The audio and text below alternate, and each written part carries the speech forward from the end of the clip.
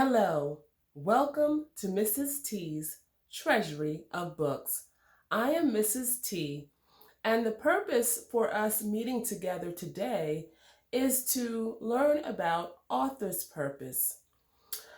We are going to talk about author's purpose today while modeling and demonstrating that with the use of this text, Henry's Freedom Box. It's by Ellen Levine and the illustrator is Kadir Nelson.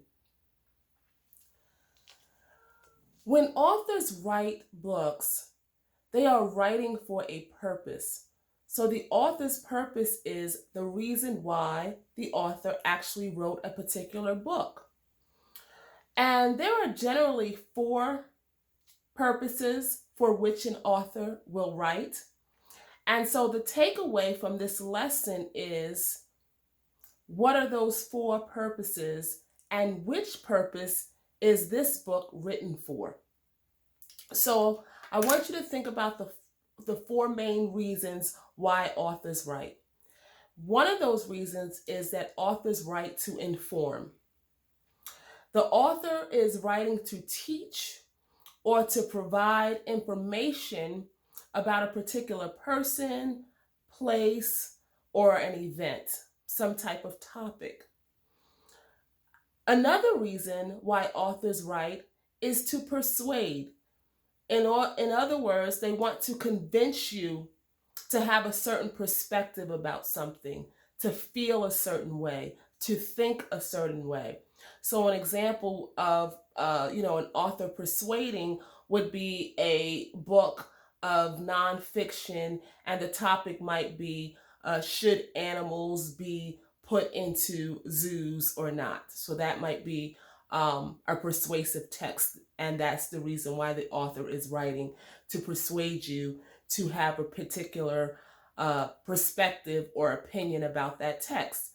Another reason why an author writes is to entertain, simply for enjoyment. The author wants you to enjoy what he or she has written. So that might be a story, it could be a joke book, maybe it's in the form of poetry, but it's meant to be entertaining. And last but not least, authors often also write to explain. And so that's explaining, and it's usually how to do something, how to, and it's usually a task in which there's an explanation, a process is revealed, and that would be something like, how to maybe perform a science experiment, or how to cook a particular meal, such as a recipe. And so today we're going to be talking about author's purpose. So as I read the story, I want you to think about, why did the author write Henry's Freedom Box? What is the author's purpose for writing this story? Is the author's purpose to inform, to persuade, for entertainment, or to explain something?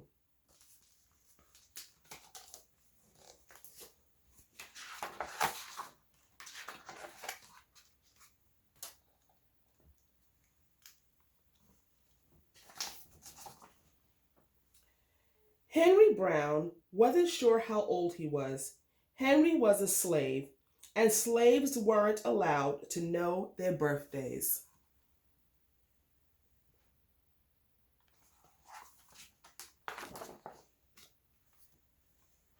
Henry and his brothers and sisters worked in the big house where the master lived. Henry's master had been good to Henry and his family, but Henry's mother knew things could change. Do you see those leaves blowing in the wind? They are torn from the trees like slave children are torn from their families.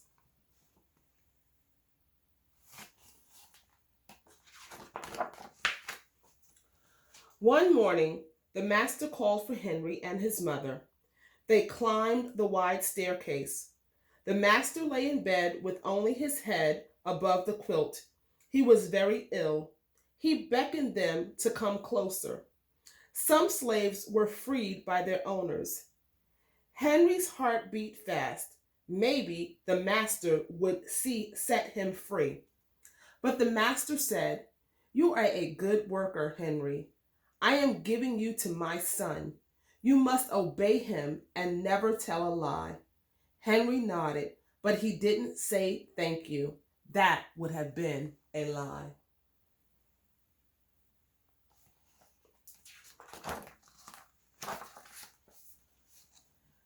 Later that day, Henry watched a bird soar high above the trees.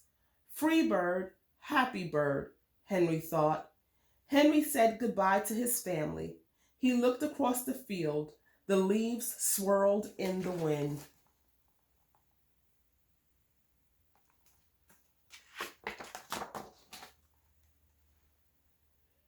Henry worked in his new master's factory. He was good at his job. "Do not tear that tobacco leaf," the boss yelled at the new boy. He poked the boy with a stick. If you made a mistake, the boss would beat you.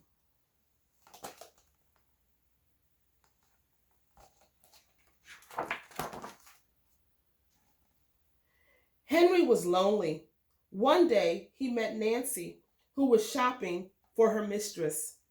They walked and talked and agreed to meet again. Henry felt like singing, but slaves didn't dare sing in the streets. Instead, he hummed all the way home. Beautiful illustrations. Months later, Henry asked Nancy to be his wife. When both their masters agreed, Henry and Nancy were married. Soon there was a little baby, then another, and another. Henry knew they were very lucky. They lived together, even though they had different masters. But Nancy was worried. Her master had lost a great deal of money. "I'm afraid he will sell our children," she said. Henry sat very still.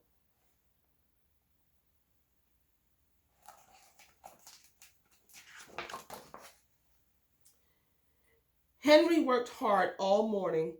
He tried to forget what Nancy had said.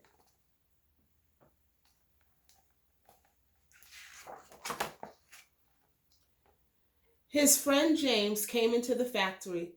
He whispered to Henry, "Your wife and children were just sold at the slave market." "No," cried Henry. Henry couldn't move. He couldn't think. He couldn't work. "Twist the tobacco," the boss poked Henry. Henry twisted tobacco leaves. His heart twisted in his chest.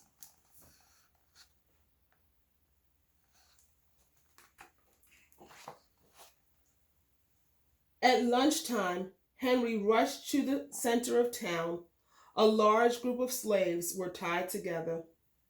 The owner shouted at them. Henry looked for his family. "Father, father!" Henry watched his children disappear down the road.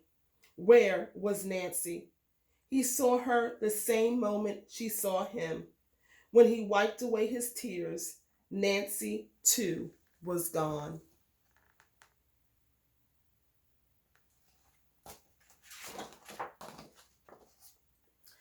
Henry no longer sang. He couldn't hum. He went to work, and at night he ate supper and went to bed. Henry tried to think of happy times, but all he could see were the carts carrying away everyone he loved. Henry knew he would never see his family again.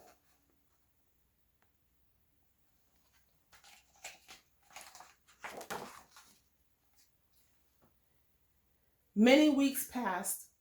One morning, Henry heard singing.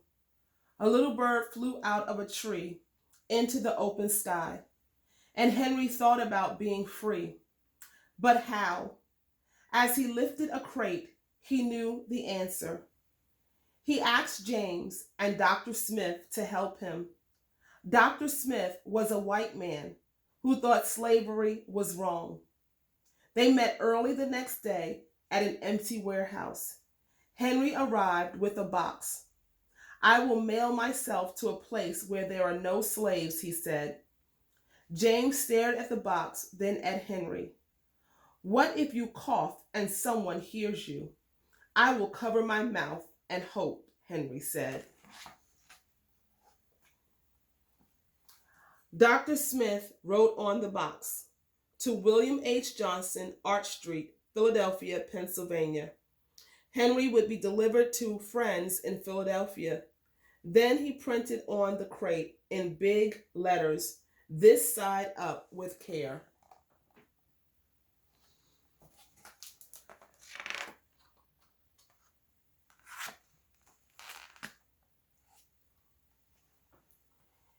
Henry needed an excuse to stay home, or the work boss would think he had run off. James pointed to Henry's sore finger, but Henry knew it wasn't bad enough. He opened a bottle of oil of vitriol. No, cried James. Henry poured it on his hand. It burned his skin to the bone. Now the boss would have to let him stay home. Dr. Smith bandaged Henry's hand. They arranged to meet the next morning at 4 o'clock.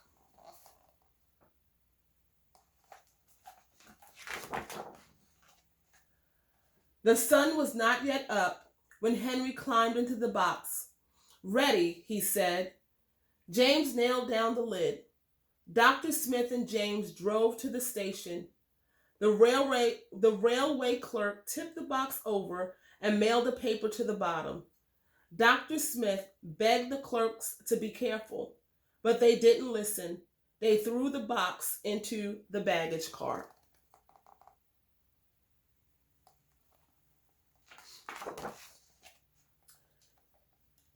Henry passed.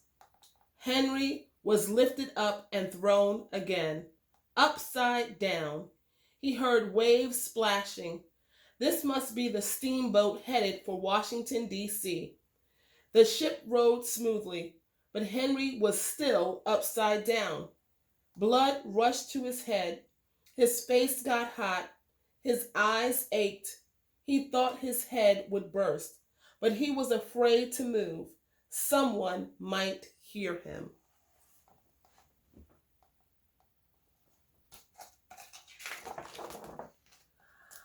I'm tired of standing, someone said. Why don't we move that box and sit on it, said another.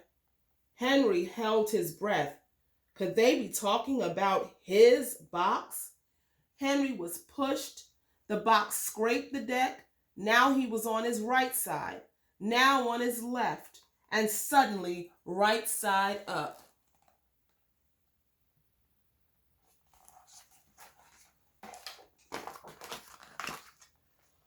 What do you think is in here, said the first man.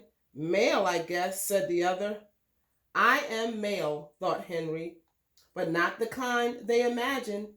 Henry was carried off the steamboat and placed in a railroad car, this time head up. He fell asleep to the rattling song of the train wheels.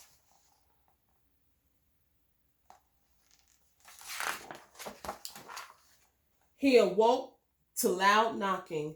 Henry, are you all right in there? All right, he answered. The cover was pried open. Henry stretched and stood up. 4 men smiled at him. Welcome to Philadelphia.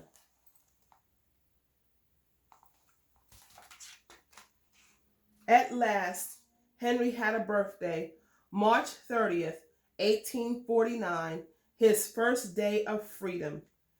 And from that day on, he also had a middle name. Everyone called him Henry Box Brown.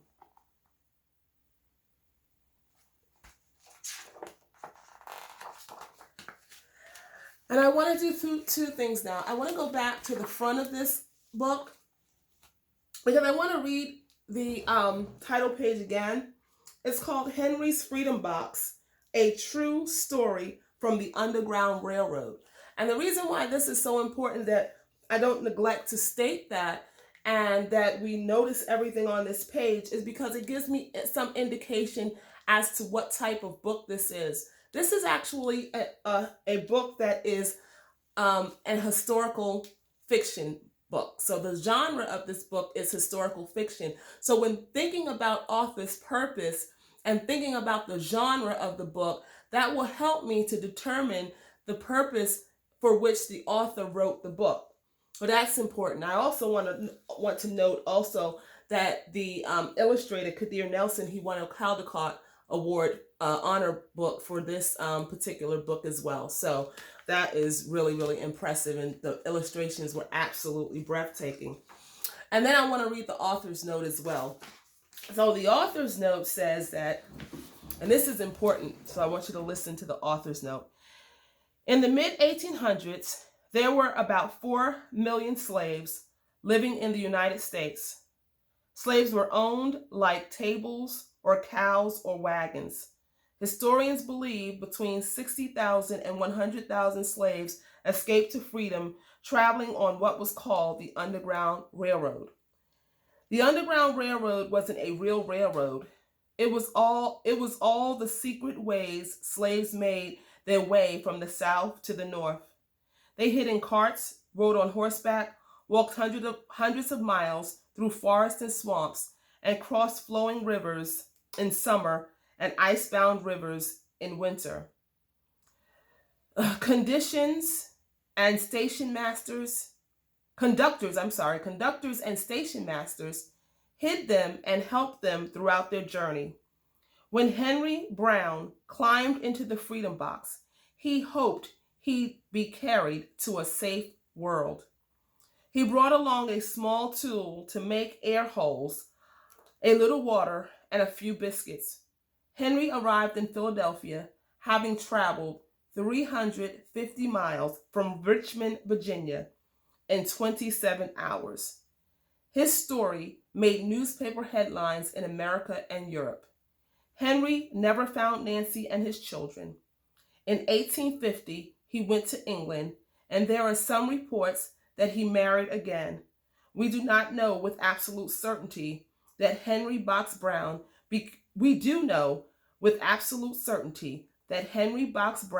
became one of the most famous runaway slaves on the Underground Railroad, the man who mailed himself to freedom.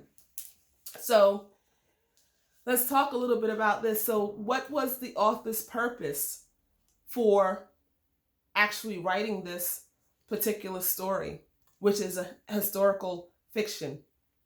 So again, was the author's purpose to inform, to teach us about something or someone or a place or an event? Was the author's purpose to be persuasive, to convince us of something? Was the author's purpose to entertain, just an enjoyable story, something for enjoyment? Or was the author's purpose to explain? And again, usually explanation is procedural and a step-by-step process. So let's think about that. What was the author's purpose for writing this book? Well, the author's purpose is to inform. The author's purpose is to teach us about Henry Box Brown and what he did to escape from slavery into freedom. And so we know a lot about, Harriet Tubman, who is another famous person that's associated with the Underground Railroad. But this is a person, Henry Box Brown, who is an actual person that these events happen to. And, so he's also another hidden figure in our history. And so that is the author's purpose for which she wrote this particular text. And so, a lot of follow-up can be done with this. Parents, this is a great book to look at the genre of historical fiction, and to start talking a little bit more in depth about what historical fiction is and how it's written. And actually, you can model that for your child. And actually, if your child is interested in writing a historical fiction, this could be a great mentor text for that. Another follow-up could be if your child is interested in drawing and being an illustrator, talking about the history of the Caldecott and why this particular book may have won the Caldecott. It's actually a great book, of course, to learn more about the Underground Railroad, which was a significant part of the storyline in this book and the setting of this book. And so, there's a lot of additional follow-up that can be done with this particular text. So I hope that you found this helpful, and I look forward to our time together again. And go ahead and hit the subscribe button and make sure you share. Take care. Until next time.